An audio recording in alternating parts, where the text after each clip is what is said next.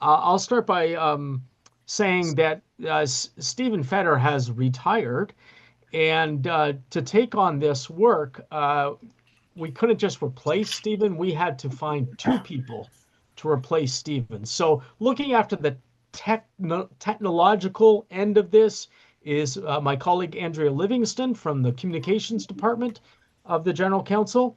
And my name's Greg Smith Young, and I am with the growth department of the General Counsel. I serve as a growth animator, so I come alongside newly forming communities of faith as well as existing communities of faith to help us all as the church to strengthen our invitation and to improve how we're connecting with our neighbors, how we're inviting them to explore and experience the life of Christ in our communities together. I live in or near Guelph, Ontario, in a small town called Elora, and I serve the Southwest Ontario Regional Councils in this role. In terms of my experience I guess my treasurer experience all began back when I took grade 11 accounting with Mr. Bryson. Um, and ever since then, I've never been an official treasurer. I guess I was because I was on a hospital board in Northern Ontario, a small hospital, and they made me chair of the finance committee. And when they said that, I said, "Have you ever seen a church's finances? Like, it's not like we're swimming in money, so don't think I'm coming in with any secrets here." But they said, "No, what we need the chair of the finance committee to do is to help communicate our financial information to the public." And I thought, well, communication's a big part of it. So that's kind of a lens I take for all the work of managing a congregation's resources is how do we communicate that well to the decision makers, to the board, to the session or stewards or council, whatever you have, and also to the broader congregation. I've served in congregational ministry in Northern Ontario, a small town called Hornpain, north of Lake Superior, for 8 years. And then in and around the town of Elora at Hope Springs United Church. And I was there for 19 and a half years. And basically my job is to introduce things, to keep an eye on the chat, and basically MC these conversations. We almost had Jimmy Kimmel come and do this, but then he got his job back. So you're back stuck with me too. So I'm going to add Eric here. Thank you, Kelly, for laughing at that joke. And Eric, I'll hand this over to you, and just let me know if you need me to jump in. And when we get to conversation or questions, I'll keep an eye on the chat and help call on people. Okay? Great. Well, thank you very much, Greg, and welcome. There's an event next week celebrating Steve Fetter's contribution, and if anyone has wishes they'd like to extend, feel free to send them through to me or to Clyde, and we can pass them on. The theme, this fall, this time of year, the treasurer's mind turns to budgeting, turns to, is there anything new that is required? And the way life has been, there is. And so that's the plan for tonight. Regulars will know that we always cite the creed as our purpose. We the financial folks of the church, we're called to be the church and to celebrate God's presence. But we do that through helping make sure that everyone else stays relatively on side with things and can focus on stewardship and ministry. And for us, I would say our administration is ministry too. So before I start, I'd like to share this land acknowledgement, and it's from a board chair that I work with quite closely right now in Toronto, David Hallman. And so this is a land acknowledgement that focuses on Toronto, but I invite you all to consider where you are and whether some of these words resonate once we change the geography. So as we meet in this place, we invite in ourselves the awareness that for centuries, others recognized the beauty and wonder of this place on the north shore of the lake, long cherished and cared for by Indigenous brothers and sisters, including the Mississaugas of the Credit, the Anishinaabe, Huron, Wendat, and Haudenosaunee. We invite in ourselves the awareness that we share with them a call to care for this earth, a call to respect each other, and recognize each other as gifts of creation. Today, these places remain home to many Indigenous peoples. We are grateful to have the opportunity to meet and work, to gather, and to worship on this territory. And again, that's from David Hallman, who's a very talented writer and a past staffer, a retired staffer from the General Counsel Office. Okay, so what we're going to cover... Eric, before you go on, is your screen on presentation mode? It should be. I've got your whole screen on mine, and that's why I'm asking. We're seeing your Zoom, your PowerPoint how's operator that? screen. Okay, let me try again. 1 second, folks. How is that? No. Okay. Down at the bottom, Eric, there's a little pedestal that's just to the left of the bar. Yep. How's that? Nope. It did not change on mine. Okay, let me try one more time, folks. You'd think I'd be in practice on this. I think if you unshare and share again, it'll work. Just do from the beginning and then unshare and then share your screen again with the presentation mode up. That should work. Okay, let's try that.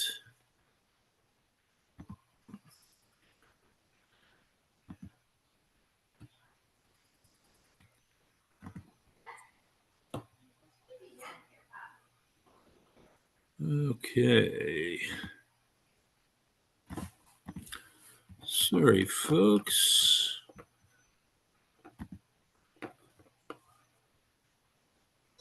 Window. Do you want me to try? And you can just tell me when to... Okay, now we're seeing your Zoom screen. Okay, that's not very good either, is it? Okay. Why don't I... Yeah, please do. I've got a new computer here, and it seems to be acting up. You just tell me when to... just a second here. Sure.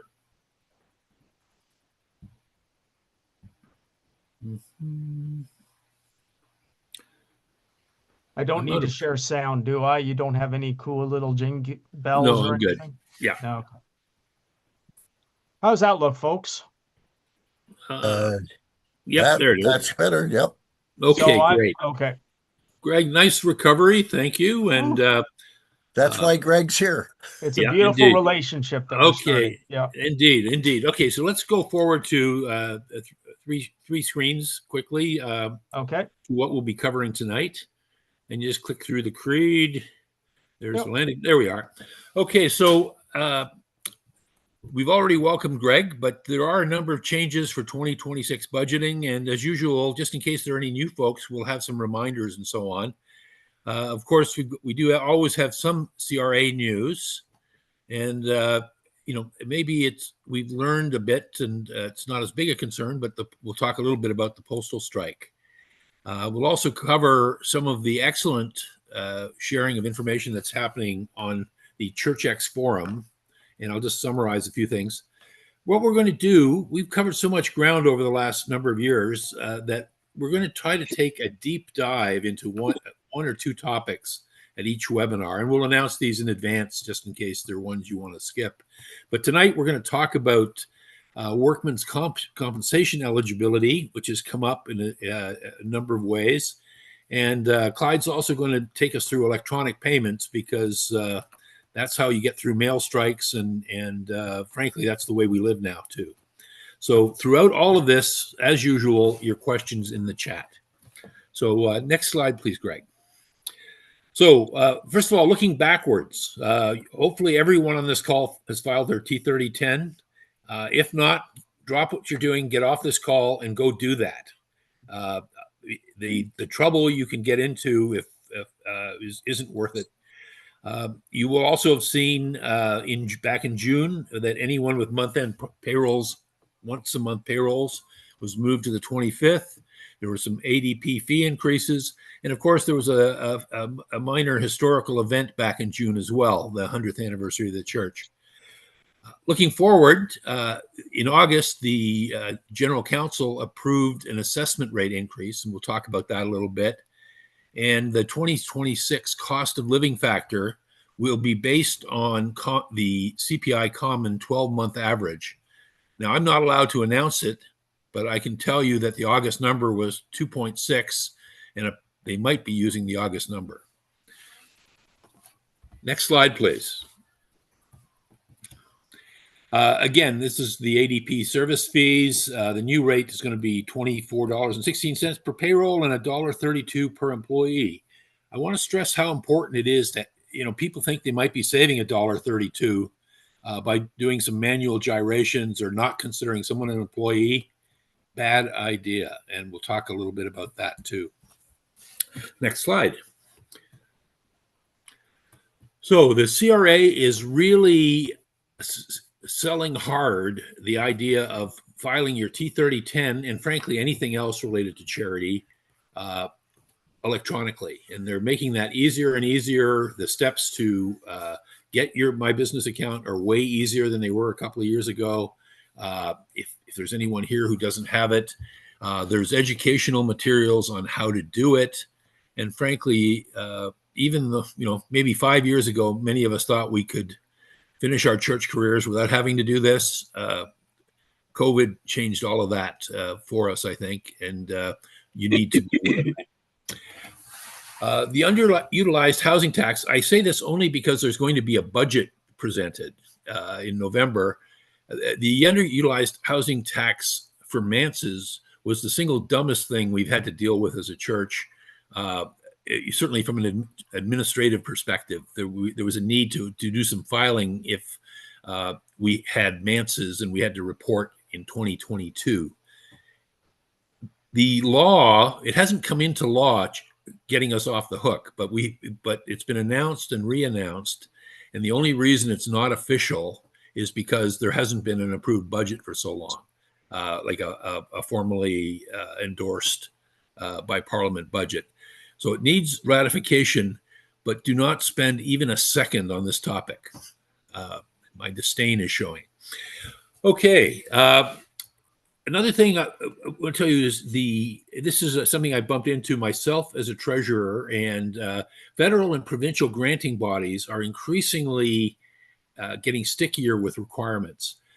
It's pretty normal now for a granting body to ask for proof of insurance if you're receiving a grant. And just recently in Ontario, I had to talk the seniors ministry in Ontario into accepting United Church applications because of our lack of incorporated status. So there's just some paperwork that continues to be a nuisance. We'll talk about the postal strike in a minute. Next slide, please, Greg. Okay, so I'm gonna do one slide. This is our first shot at a deep dive on online payments, and this. You don't even have to go to the United Church website anymore. If you Google anything, AI, this is what AI tells us about making a payment to the local United Church. And as best I can tell, it's accurate. To make an online payment to a local church for a specific purpose, here's the ways you can do it. You can do it through Canada Helps. Check the local church's website, and it goes on. That's what AI says. But we, of course, have been trained to listen to Clyde. So next slide, please. Clyde, take over. Okay. 2 signature accounts. The question has come up again probably 3 times in the last month as we were leading into, and now with the strike of the postal system, this comes very important. Two signature accounts are not mandated by regulatory authorities, either the CRA or the UCC.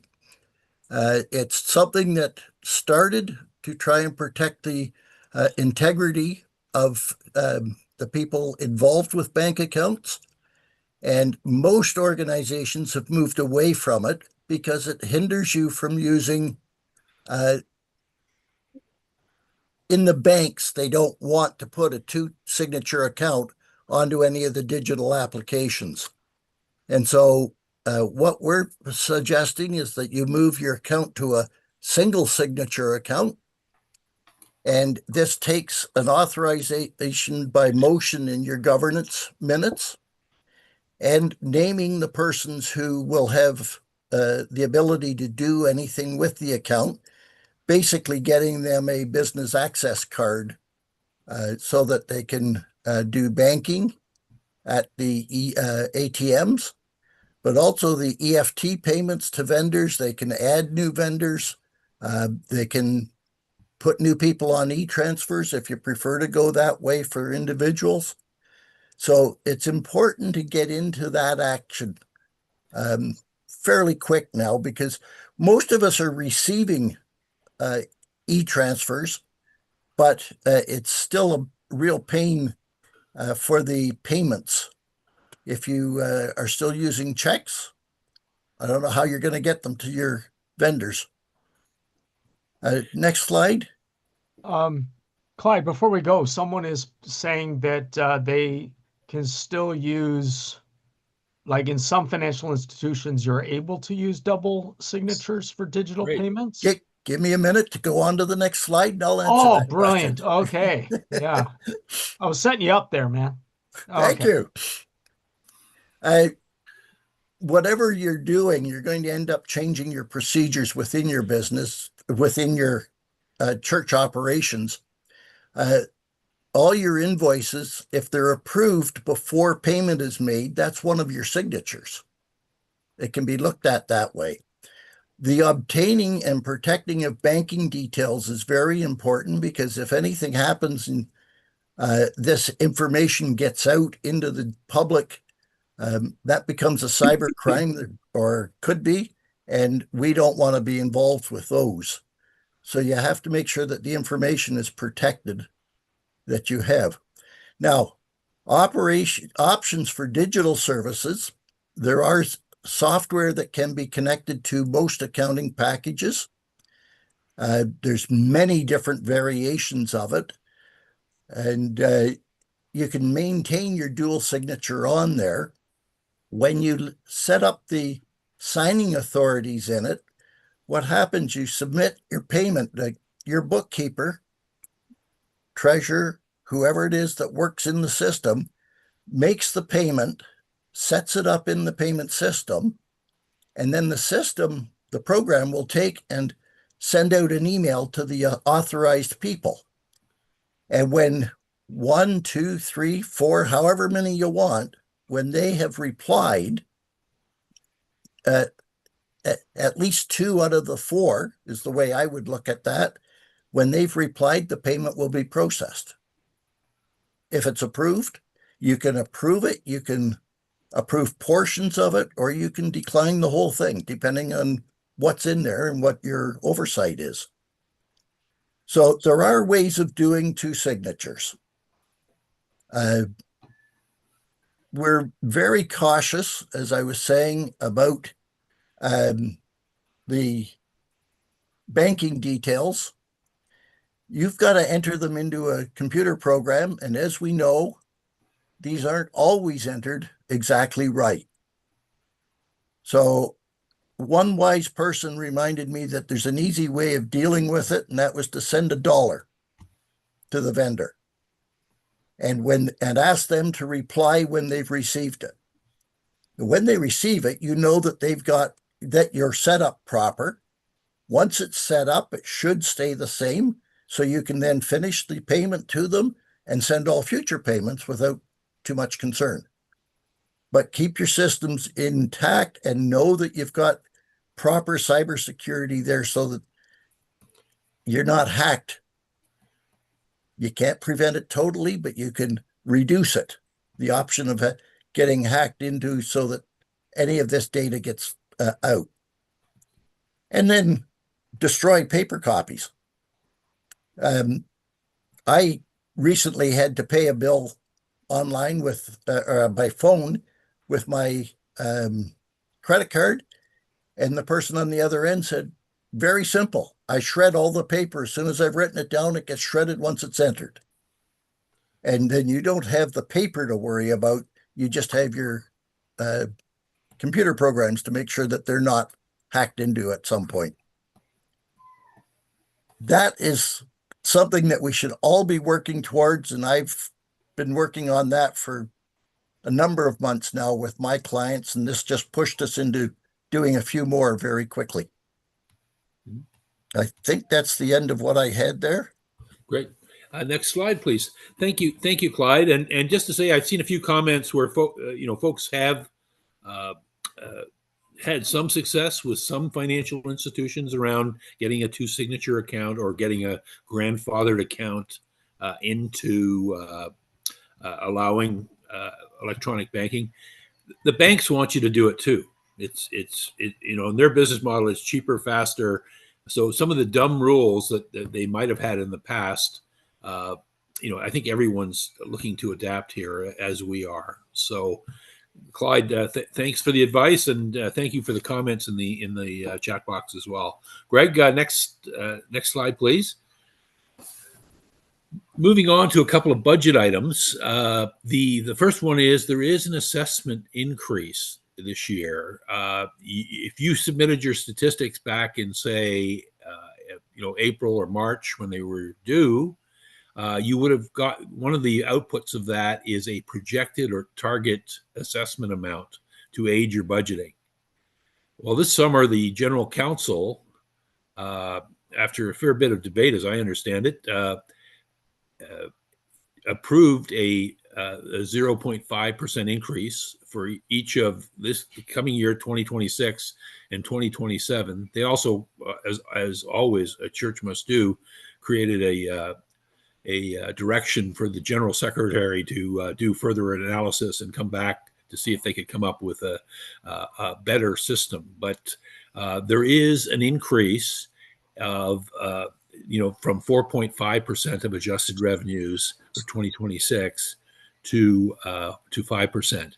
And the calculation off investment balance is unchanged for 2026, but projected to increase to 0.30 in 2027.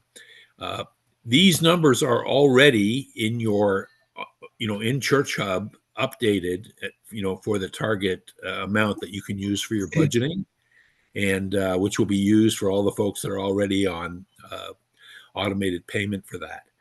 But if you haven't looked at it for a while and just had a number pre-general counsel number in your head, please have another look, because you do have a bit of a cost increase there. Next slide, please. Another area where we're going to see an increase is in the area, for those of you who participate in the UCC Protect United program, which is a captive insurance arrangement that we put in a number of years ago. My church, at least, and I think many, depending on what your payment cycle was, is paying less or the same for insurance that we were 4 or 5 years ago, which most folks can't say. So the program has reduced and maintained some premium control, but we did have a tough claims year with a couple of big fires, Jasper being one of them in a year ago. So there will be a premium rate increase. I can't be more specific in that because we are in the midst of negotiating with reinsurers and making sure we get the pricing right. But there should be a notice out to participants by mid-October, and the renewal notices by the end of October. The renewal date, of course, is December 1st for the whole program. So that's another cost that we'll have to bear. Okay, next slide, please. So I just want to talk a little bit about ChurchX. There's been some terrific dialogue on ChurchX. And if you aren't subscribing to the forum for questions, you can always delete interim answers, or you can delete them all. But I recommend that as a treasurer, you sign on to at least see what's going on, because there will inevitably be a topic that applies to you. And we're getting some really great advice. It's going to be the home of the most current information and interpretations. Never again will printed material be able to keep up. I mean, maybe AI will have all the right answers someday, but right now, I really encourage you to sign up. What I've been doing personally is, trying to tie, when there's a string of multiple responses, some with partial or incomplete or sometimes wrong information, I try to tie them all together at the end. And we'll also be doing a deep dive on different topics, as we're doing tonight, for example. I just wanted to do a shout out to David Shearman, who has been offering a minister's perspective on a number of topics, and frankly knows the manual much better than Clyde or I will ever know. So that's been very helpful. Just one more slide on ChurchX. I just want to acknowledge there's a whole bunch of you that have been active participants.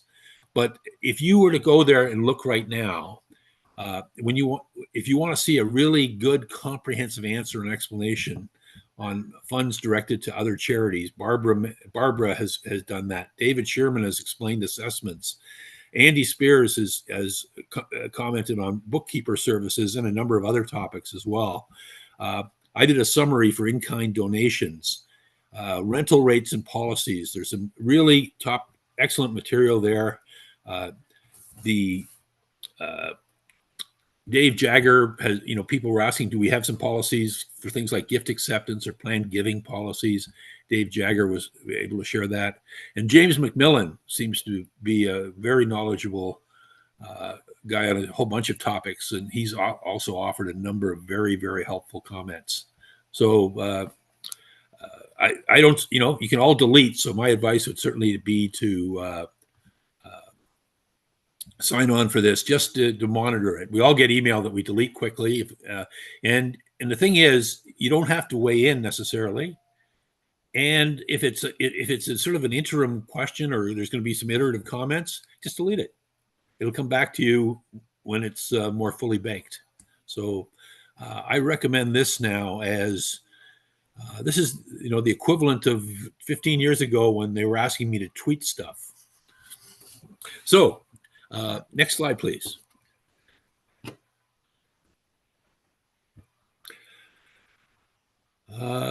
Regular viewers will have seen this slide maybe 15 times, but it keeps coming up, and we keep, every year there's a church or two who get this, think they can be penny wise and pound foolish and avoid paying some EI and CPP and or maybe not have everybody on ADP.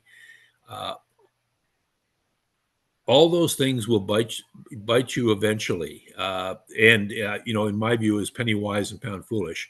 The topic here is whether someone is an employee, and this is a slide that explains. I actually know when it's from. It's from the Connects issue of the Extra, March 2013.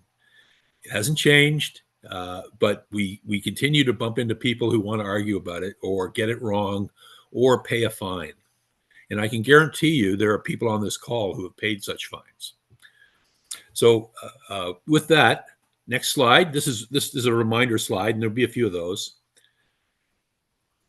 This is something that's come up for me as a treasurer, and I've had to advise a number of treasurers, even in my retirement, on this.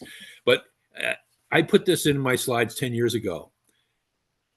If you're getting pushed on an issue on compliance and being asked to do a particularly liberal or perhaps even offside interpretation, never wear it. yourself.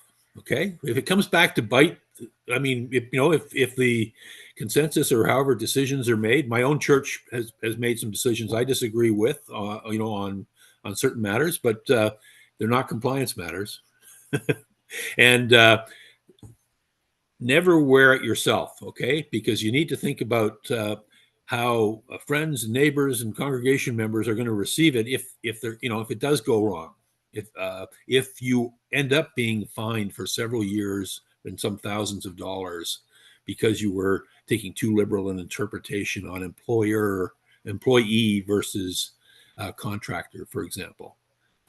So the way that in this particular instance, if there's tax receipting, that again, there's a fine that's 105% of the tax receipt value. And try explaining to congregation members as you're building stewardship campaigns that you're paying fines or unnecessary expense. It's simply not worth it. And my rule is never wear it yourself. It's not about you. Your job is to advise and try to get things on as compliant as you can. But sometimes you might have to give in on something. But make sure it's a group decision. Next slide. Eric, just a quick question. Who would be making that decision then? Would it be the board? Would it be MMP? Well, it depends on the nature of the decision, but I always, like for compliance matters, ultimately the board is accountable. Yeah. So I want the board to know that they're accountable for fines. Or okay. in the extreme, we used to always, or I shouldn't say we, I thought it was dumb. The United Church practitioners in the early 2000s used to say, "Oh, you'll lose your charitable status." Well, that has to be pretty severe, actually. But you could lose your charitable status if you're willfully breaching, compliance matters. But generally, it'll be a fine or a warning or something embarrassing. Next slide, please. Somebody's just written somebody's been nailed twice for, I'm not even sure what that is, 30s. But anyway, IT complexity. We talk about this. I'm hoping there's no one on this call that hasn't fully attended to all of these, but you've got to have a record of all your user accounts and at least one backup. Clyde would say 2 or 3, for CRA, for your local system, for your CRA account, for your team pay account, for your church hub, and now with more postage strikes and everything else, your payment platforms, it's also very important that you keep those active. Next slide, please. Okay, so we've covered a fair number of different topics. Greg, I'm wondering if there are any questions. I've seen some comments and some information sharing. Yeah, we had one question related to the insurance and mandatory appraisals that the person says we were supposed to be notified of that happening according to an earlier webinar, and thought that there were some appraisals being organized, but hasn't heard anything. Shed any light on that? Well, certainly there are literally, I'm not sure if it's probably hundreds now of appraisals that have been done. Okay. They've been done on either on an as request basis or where a region might have tried to organize sort of a month of appraisals type thing. If you haven't been asked for an appraisal, I would I would just wait and see, or you could check with like if you want to have an appraisal, let the folks at the General Counsel office know. That would be Maria Pimpinella or Harry Lee. Okay, I think all the other comments were just comments. I think that was the one question I saw there. Okay, great. I could pick up on one thing that I see in here about the CPTN 30 forms, and there's no proof of them going through.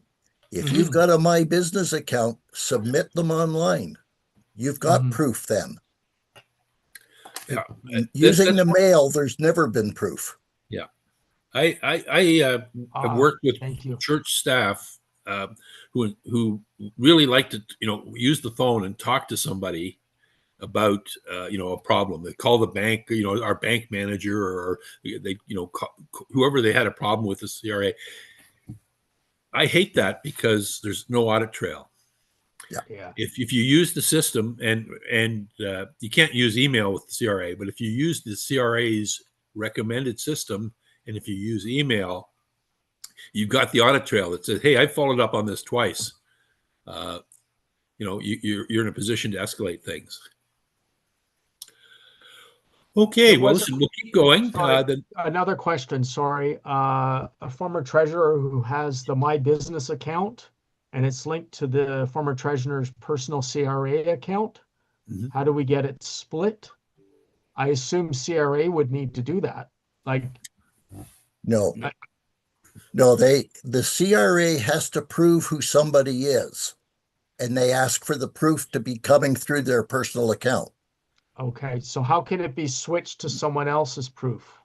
When that person's taken off the business account, their link is gone. Somebody else is added, a new link is added for that person. The originating person who maybe got the charitable status or whatever, or got the My Business account, used their own identity to prove it. But after that, what the CRA wants to know is who are the current authorized people. Yep. Right. Now, if that individual is still authorized and saying, how do I get off that? That can be done, as an administrative step by the church. They need to say either add someone as a representative or have other people go in and add themselves as owners. So does the original person have to be involved in that change? Not at all. And the only thing I can think of is if you have it associated with your own my account, you could delete that at your end. But I mean, you should be doing that anyway, as a matter if your relationship changes. Okay, thank you. Okay, Greg, we'll keep moving. The next topic is kind of an interesting one. For years, and this is one of our deep dives for tonight, and it's come up out of several cases that we've had over this summer.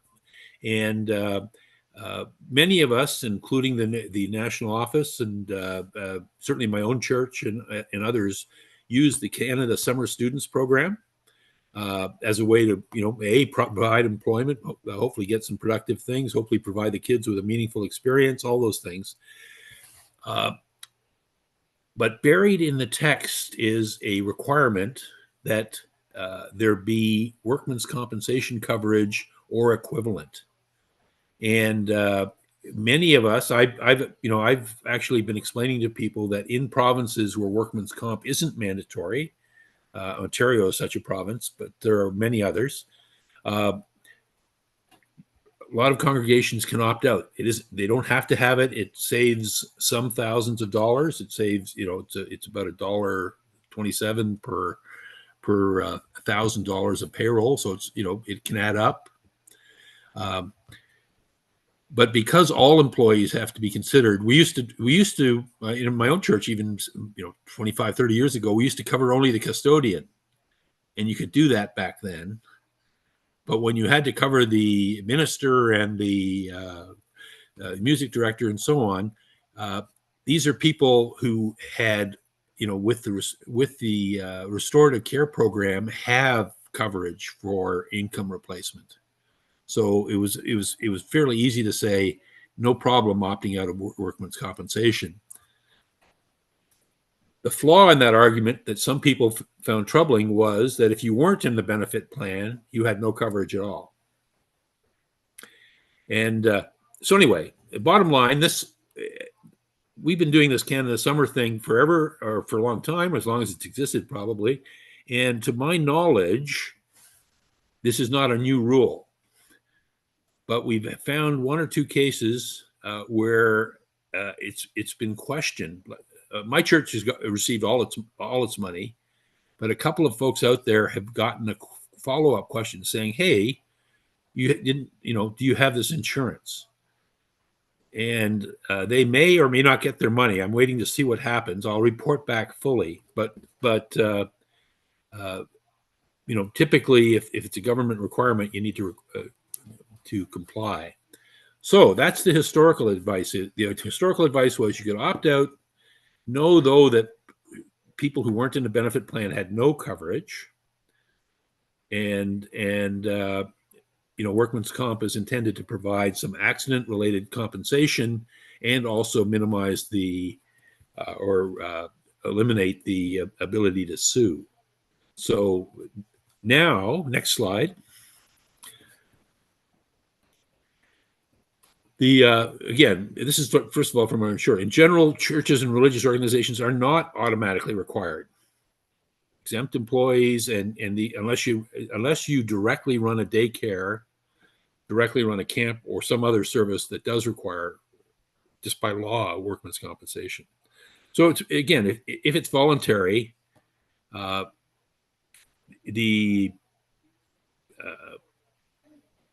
most of us have opted out. And I just want to say that even under the restorative care program, if there was a work-related accident, you know how on dental forms and health forms they always have a box and ask, was it work-related? Same thing here. So if it was work-related, then workman's comp pays first. And an employee's benefit plan actually ends up paying less because they offset against the monies paid from the workman's comp. So next slide, please. Just again to clarify, volunteers are unpaid, and volunteers aren't covered for income replacement anyway. If there was an accident, volunteers are covered for their activities, as a volunteer, but not when it comes to compensation for time, because they're volunteers. We had a case a number of years ago where a church in Ontario was having its roof replaced, and the contractors basically burned down the church. So there is one thing you should be doing with workman's compensation is insisting that your workmen prove that they have it in place, because they need, they would be they should have workman's compensation, because otherwise they could sue you, and they should also have liability insurance in case they do something untoward, and the church needs to be protected. One more slide, I think, or a couple actually. Just to be clear, and it's come up in the chat, this is one of the delightful Canadian things where it varies from province to province. So in some provinces, workers' compensation is mandatory, but in others like Ontario, it's not. Is that correct? That's correct. I can't name the provinces, but I do know that it's mandatory in some provinces, in which case you don't have a problem. Yeah. Okay. I do need to mention this, though, even though it's not that we're Ontario centric, but about 40% of our pastoral charges are in some part of touch some part of Ontario. So, and again, in the Canada Summer Jobs Act, this is what it says about insurance. It says shall have workman's comp or similar insurance. It's your responsibility. So basically, you need to certify when you apply for this money. And a lot of us, I'm going to say myself included, because I wouldn't even have looked at one of these applications. I have somebody, I have folks who do that, and they've sent it in, and we've always gotten good students and gotten paid by the government. But again, it's a technicality that may mean that a few folks don't get paid this year. By that, I mean that repaid by the church from the government grant. And so we are now, next slide, please, saying that if you want to participate in this program, you better have workman's comp. you can't cherry pick, so you need to have it for the whole team. Some folks were suggesting whether we could just add the summer students to the benefit plan for a couple of months, and the answer to that is no. It's not designed for that. Typically, there's a waiting period, and in any case, I've listed some Ontario information here that's current. The current rate is $1.27 per thousand, and if you need to take action on this because of Canada, the student program, or any other reason, here are some of the codes that you need to know. And again, they track and you report on what's on your payroll. So again, if there's any goofy stuff going on with paying a couple of people directly or doing separate source reporting or any of those kinds of things, which we discovered a lot of during the COVID days, you're hurting yourself again with this. Okay.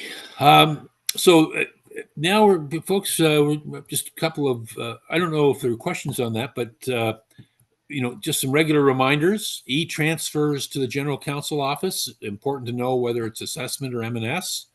All the other ways to pay electronically, PAR and otherwise, are available online. You can pick that up off the church website, but the link is there.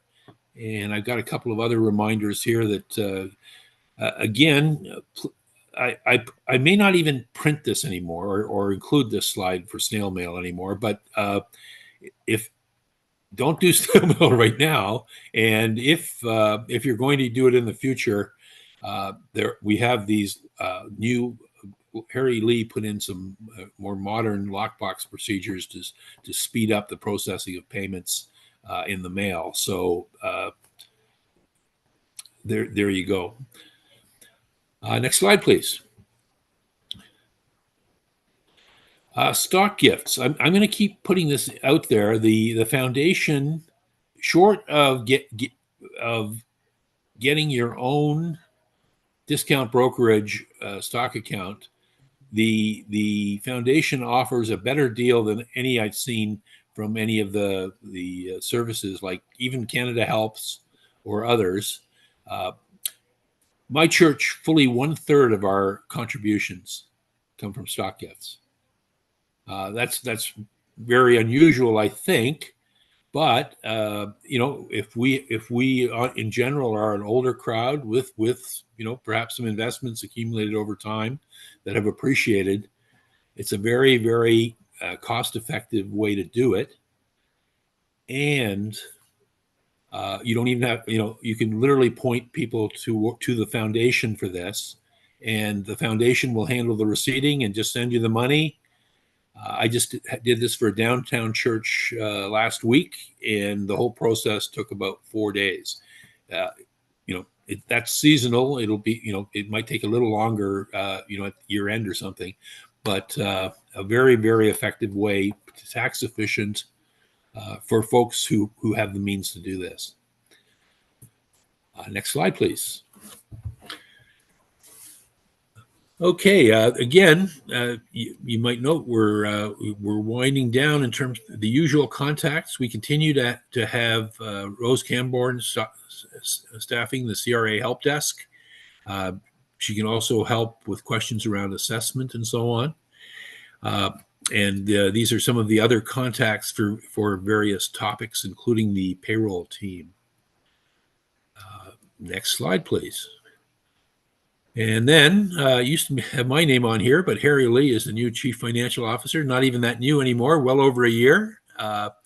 And Angelica and her team are there to serve you. Clyde and Greg can direct questions to all of us as well. However, you don't need to do that the way we used to. Okay, if you have a question, the forum is a great way to do it too. The forum, sometimes we get different perspectives, or we realize just how big a problem it is because folks are weighing in there. So the Treasurer Forum is definitely the way to go. And I guess the other thing I just want to share, Steve Fetter retired, I think, at the end of August. Another individual that you folks would have dealt with, probably dealt with more congregations across the country than even the moderator, would be Susan Jackson. And she retires at the end of next week. So, if you've had, if she's helped you out at some time, or if you know what terrific work she does, you might want to drop her a note at Statistics at United Church or S. Jackson at United Church. And as I say, there'll be an event for Steve and Susan next week. And they've been great contributors to the church.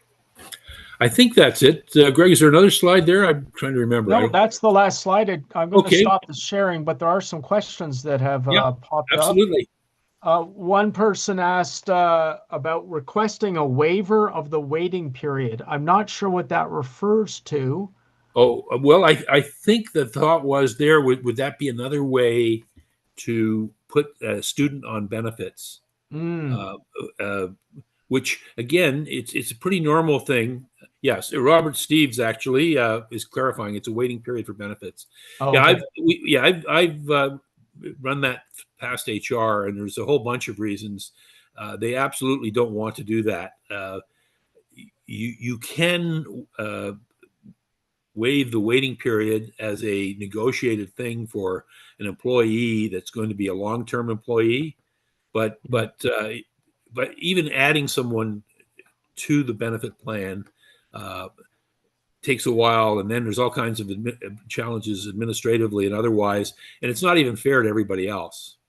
You're doing it for some people you've never even met, let alone, and you won't do it for folks that you want to have working for you for 20 years. So some have raised it as a justice issue. So the bottom line is, if you want to do this program, as my church will be doing, we'll be signing on for the Workman's Comp in Ontario. Right. Okay.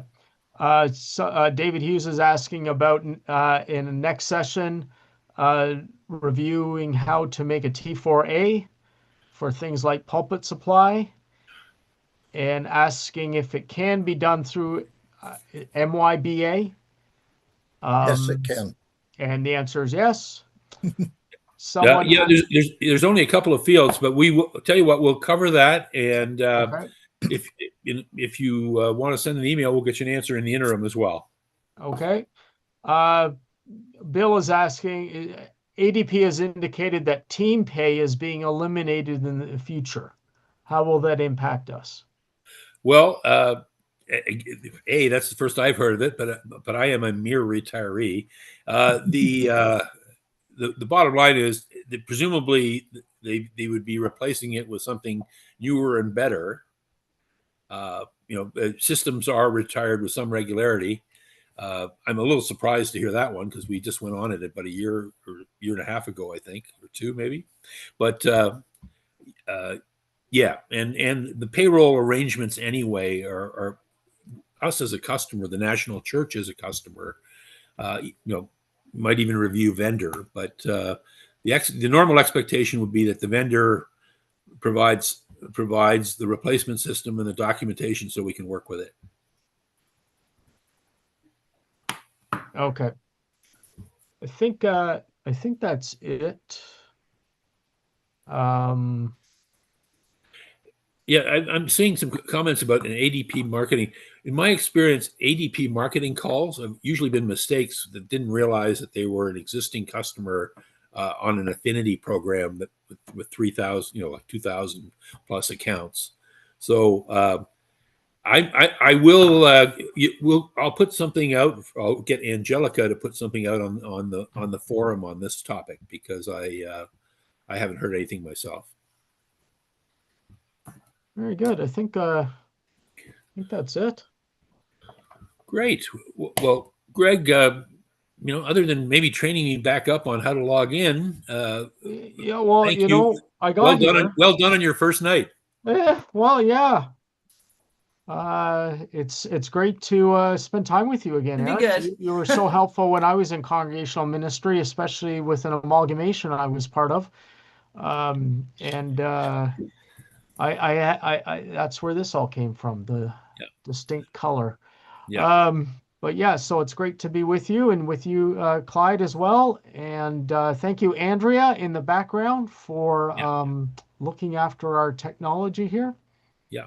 And so I'll just say to folks, right now, the deep dive topics that we're considering, one is refugee sponsorship.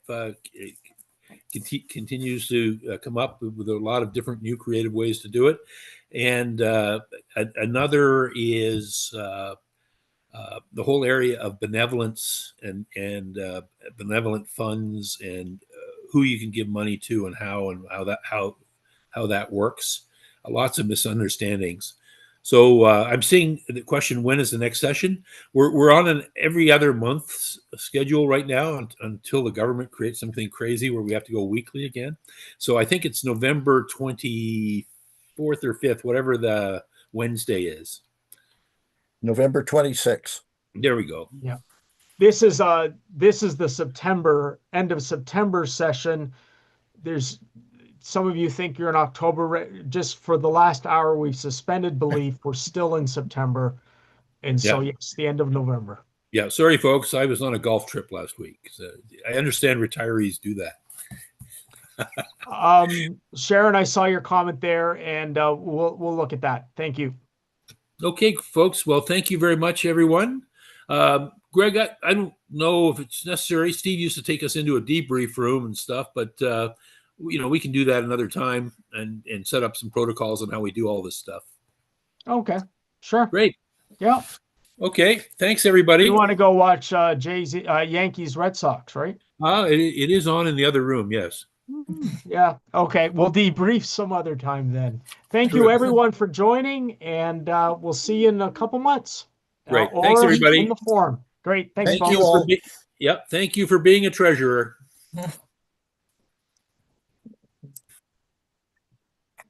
Thank you very much. Thank you.